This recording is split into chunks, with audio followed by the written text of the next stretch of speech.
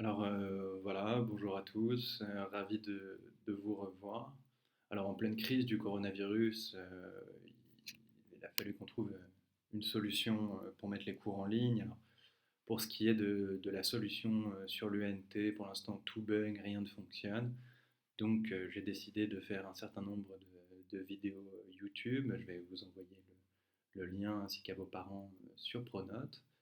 Alors pour commencer, j'espère que tout va bien pour vous, que vous avez pris de quoi vous occuper, que vous avez des jeux vidéo, des jeux de société, et que vous n'êtes pas trop inquiet pour le bac. Voilà. Alors, comment est-ce qu'on va fonctionner? Je vais mettre ces vidéos sur YouTube et vous allez en commentaire, si vous avez des questions, les poser. J'y répondrai dans la vidéo suivante. Je ne sais pas encore trop quel format je vais faire, si ce sont des vidéos d'une heure, de 2 heures, suivant ce que je pourrais faire. Bon, vous vous doutez que ce n'est pas la même chose que l'interaction qu'on peut avoir en cours, euh, mais il est important qu'on continue à travailler. Alors, pour les filières générales, je vous rappelle que vous avez un ouvrage à lire qui est le Gorgias de Platon.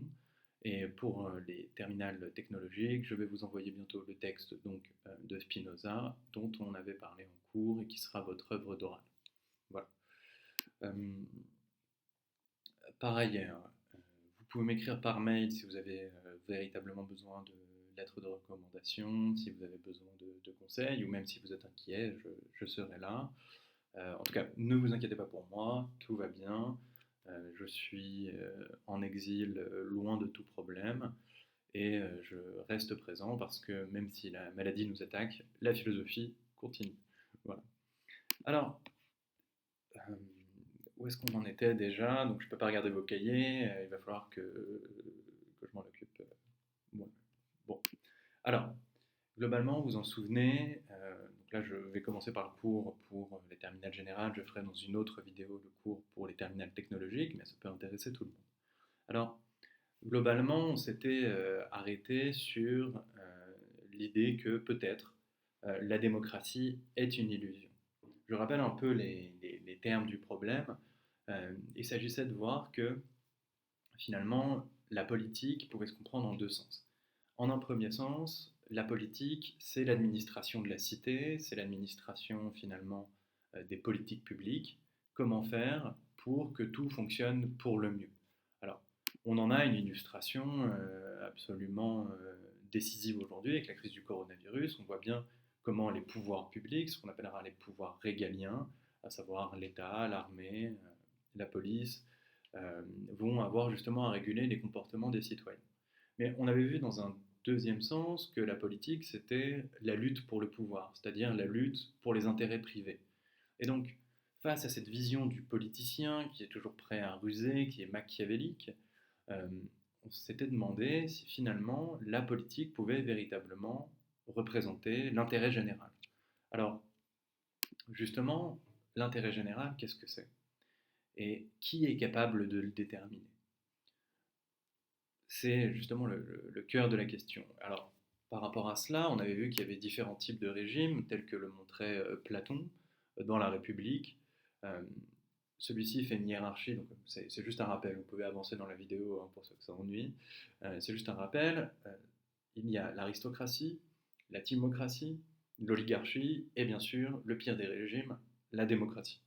Alors, je le rappelle rapidement, l'aristocratie, c'est le gouvernement des meilleurs. La timocratie, c'est le régime régi par l'honneur, la volonté de distinction. L'oligarchie, c'est bien sûr donc le gouvernement du petit nombre. Et la démocratie, c'est le gouvernement par le peuple. Alors, l'oligarchie n'est pas forcément économique, comme on l'avait vu, ça peut aussi être une oligarchie militaire. Et la démocratie, lorsqu'on parle de démocratie, pour nous, ça a une valence, une valeur qui est assez positive. Quand on prend la Constitution française, elle institue que c'est le gouvernement du peuple, par le peuple, pour le peuple. Pour Platon, c'est un peu différent. Euh, la démocratie désigne plutôt le gouvernement de la multitude. C'est la multitude qui a le pouvoir et qui est la source de la légitimité politique. Alors toute la question par rapport à cela, c'était de savoir finalement Pourquoi est-ce que la démocratie est le pire des régimes aux yeux de Platon? Et on l'avait vu, on était en train de l'évoquer en tout cas, que si le peuple, en tout cas la multitude des individus qui suivent leurs désirs particuliers, euh, est la source du pouvoir politique, alors qui va avoir le pouvoir politique?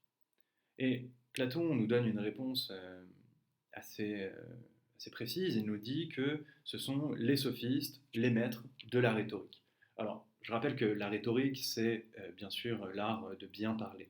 Pourquoi est-ce qu'il est important de bien parler dans la cité grecque et même dans nos cités démocratiques contemporaines?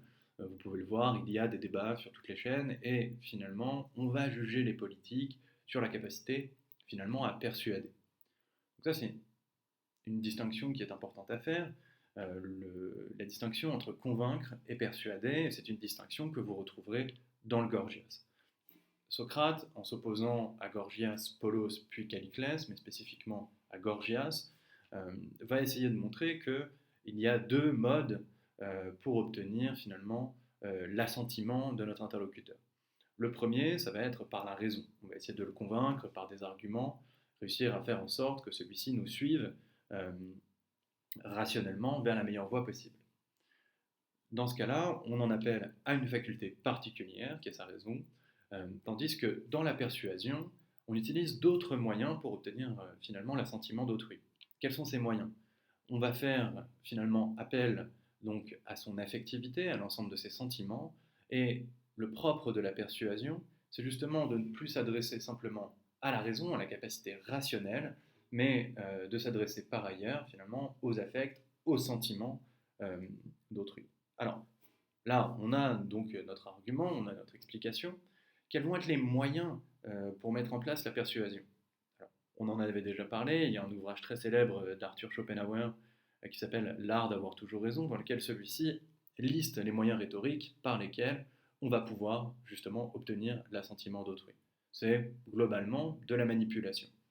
Cette manipulation, on peut la voir bien sûr dans les attaques ad hominem, dans un certain nombre de procédés que vous pourrez retrouver listés dans son ouvrage.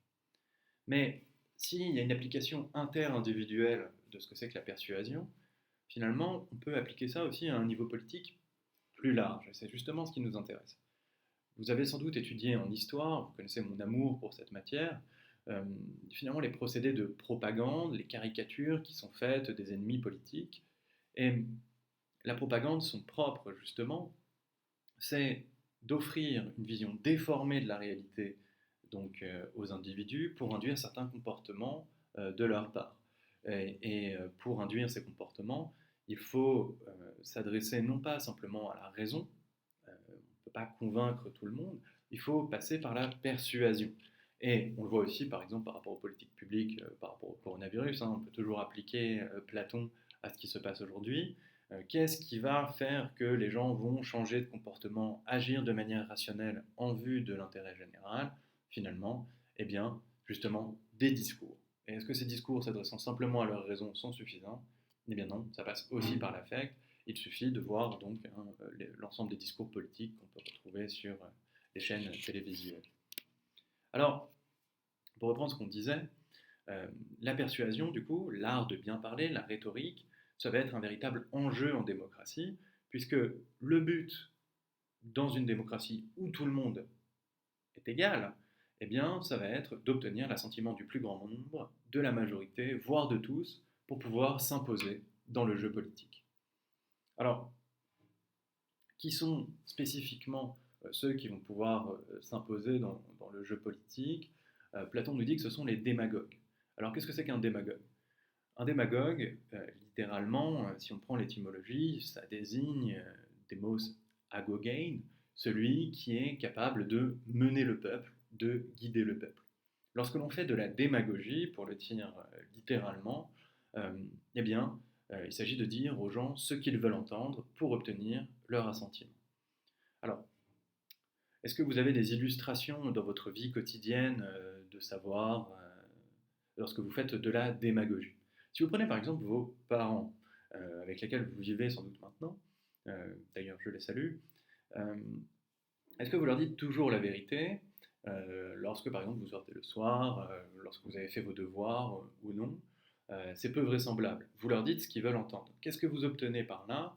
Un comportement induit par votre discours qui fait qu'ils vont dans le sens de ce que vous leur avez demandé. Alors, vos parents ne sont pas dupes, au bout d'un moment ils se rendent compte de la vérité et vous vous prenez un savon ou vous lisez la déception dans leurs yeux. Bon. Mais que se passe-t-il si on applique la démagogie, c'est-à-dire le fait de dire aux gens ce qu'ils veulent entendre, à la politique, au plus grand nombre? Eh bien, Platon nous dit que le sophiste, le démagogue, qui pense avoir le pouvoir, en réalité, est soumis intégralement au désir, euh, finalement, du peuple et de la multitude. Parce que s'il ne s'adapte pas au désir du peuple et de la multitude, eh bien, celle-ci se retourne contre lui, il perd le pouvoir, il perd sa capacité de représentation du peuple, et le peuple met quelqu'un d'autre à la place. Alors, le propre donc de cette démagogie, c'est donc qu'elle a pour but la manipulation. Sauf que c'est quelque part un peu l'histoire de l'arroseur arrosé. Si je suis obligé de manipuler les gens pour avoir le pouvoir en allant dans le sens de leurs désirs, je me retrouve esclave de leurs désirs, et c'est ce qu'essaye de démontrer Platon. Donc dans le Gorgias, le sophiste est finalement quelqu'un qui n'est pas libre. Ce qu'on verra par rapport à Calliclès, qui pourtant affirme son pouvoir sur les autres. Alors, de ce point de vue, la démocratie est donc dangereuse. Elle est dangereuse, elle est contradictoire, parce que tous les individus n'ont pas les mêmes désirs, et donc il est impossible que tout le monde soit représenté. Si par exemple des écologistes qui sont contre la surconsommation, s'il faut que je leur donne des gages que je suis d'accord avec eux, je ne peux pas non plus aller auprès de gens qui polluent énormément, des grands pétroliers par exemple, pour être caricatural, qui eux vont me demander de baisser les quotas d'émissions à effet de serre. Et donc, en fait, je ne peux pas satisfaire tout le monde lorsque je suis démagogue, lorsque je suis en démocratie. Et qu'est-ce que ça montre? Ça montre que finalement, l'intérêt général, il n'est pas possible pour Platon de le défendre en démocratie. Parce qu'il y a toujours des gens qui seront lésés, des gens qui ne seront pas représentés. Et pour lui, et c'est un principe qu'on retrouvera chez Hobbes, hein, l'un des pires dangers qui puisse arriver à la République, c'est-à-dire à la chose publique qui nous concerne tous, l'un des pires dangers qui puisse arriver finalement au corps social, c'est sa division. Et sa division entre intérêts particuliers peut mener, dans le pire des cas, à la guerre civile. Donc, du point de vue de Platon, la démocratie est le pire des régimes qui peut mener à la tyrannie et donc finalement à l'arbitraire d'un seul ou de quelques-uns sur les autres, et donc à l'injustice et au mal. Bon, je vous renvoie à la lecture du Gorgias, qui me semble absolument importante. J'espère que vous pouvez encore vous faire livrer sur Amazon, etc., etc. Si tel n'est pas le cas, vous le trouverez en ligne, bien sûr. Alors, la question qui se pose, c'est de savoir, Platon nous dit qu'il faut que le philosophe roi, c'est-à-dire les aristocrates, les philosophes, ceux qui connaissent le bien, le juste, le beau, aient le pouvoir. La question est de savoir, finalement, qu'est-ce que le bien?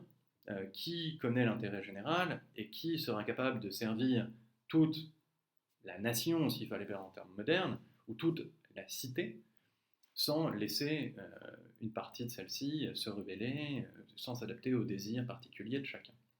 Finalement, quel va être le critère de détermination de ce qu'est l'intérêt général?